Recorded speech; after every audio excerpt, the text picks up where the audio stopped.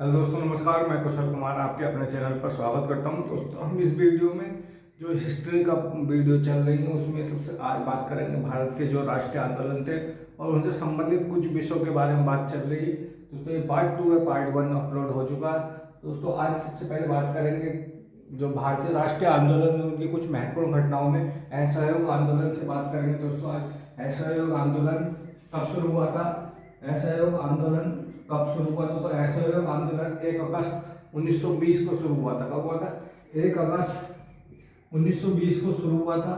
और इसको शुरू करने जो इसका नेतृत्व किया था वो महात्मा गांधी ने किया था। किसने किया था? महात्मा गांधी जी ने किया था। महात्मा गांधी जी के द्वारा इसका नेतृत्व किया गया था। असहयोग आंदोलन का जो 1 अगस्त 1920 को शुरू हुआ था और इसका नेतृत्व महात्मा गांधी जी ने किया था। और 1 अगस्त 1920 में ही बाल गंगाधर जी की मृत्यु हो गई थी। बाल गंगाधर जी की मृत्यु हो गई थी और वो ऐसे व्यक्ति थे जिन्होंने इसको शुरुआत कराने में तो पूरा सहयोग दिया था, लेकिन वो इसमें की यात्रा मतलब इस असहयोग आंदोलन में भाग ले पाए थे। वो बाल गंगाधर तिलक थे जो 1 अगस्त 1920 में शुरू हुआ था। असहयोग आंदोलन महात्मा गांधी जी के द्वारा शुरू किया गया था। अगली बात करते हैं कि चौरा चौरी कांड कब हुआ था। चौरा चौरी कांड कब हुआ था? चौरा चौरी कांड 5 फरवरी 1922 को हुआ था। कब हुआ था? 5 फरवरी 1922 को चौरा चौरी कांड हुआ था। और ये हुआ था गोरखपुर में, एक जगह है चौरा चौरी, वहाँ पे गोरखपुर में ये कांड हुआ था। 5 फरवरी 1922 को गोरखपुर में चौरा चौरी कांड हुआ था। अगली बात करते हैं कि स्वराज पार्टी की स्थापना। स्वराज पार्टी की स्थापना कब हुई थी? तो स्वराज पार्टी की स्थापना 1 जनवरी 1923 ईस्वी में हुई थी। कब हुई थी? स्वराज पार्टी की स्थापना 1 जनवरी 1923 ईस्वी में हुई थी। और स्वराज पार्टी की स्थापना मोतीलाल नेहरू और चित्तरंजन दास ने की थी। किसने की थी? मोतीलाल नेहरू और चित्तरंजन दास ने की थी। चित्तरंजन दास ने की थी और मोतीलाल नेहरू ने 1923 में 1 जनवरी 1923 में स्वराज पार्टी की स्थापना की थी। अगली बात करते हैं कि हिंदुस्तान रिपब्लिकन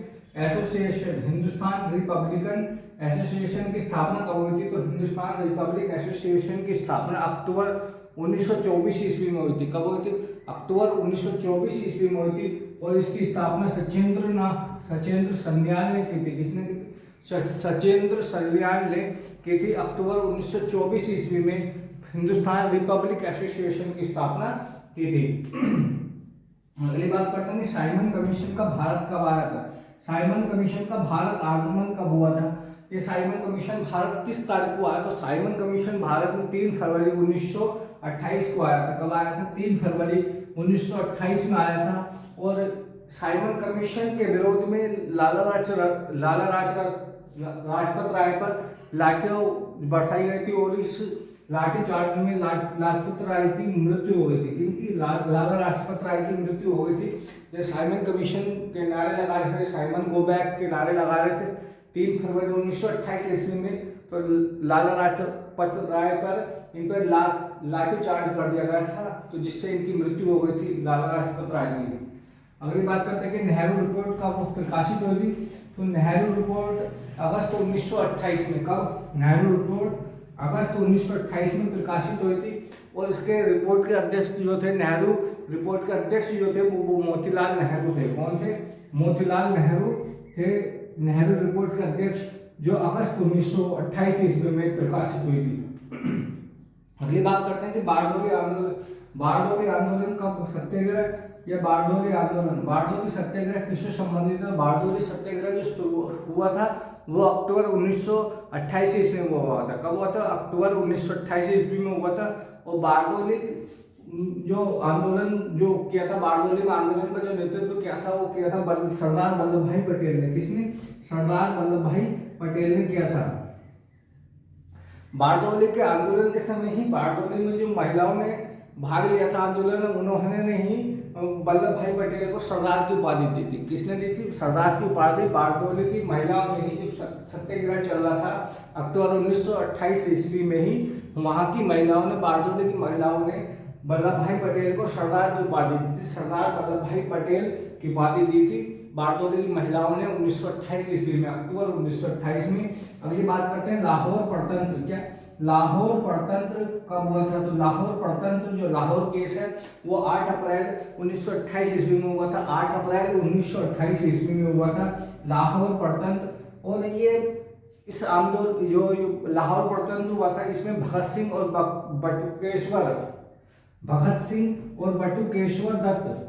बटुकेश्वर दत्त ने असेंबली में एक बम्बू फेंक दिया था। क्या करा था? बम्बू फेंक दिया था। तो भगत सिंह और बटुकेश्वर दत्त को जो लाहौर कांड हुआ था इन दोनों ने किया था। भगत सिंह और बटुकेश्वर दत्त ने किया था। इन दोनों ने असेंबली में जो असेंबली थी उसमें बम फेंक दिया था और इंकलाब जिंदाबाद के नारे लगाए थे। अगली बात करते हैं कि लाहौर कांग्रेस का लाहौर अधिवेशन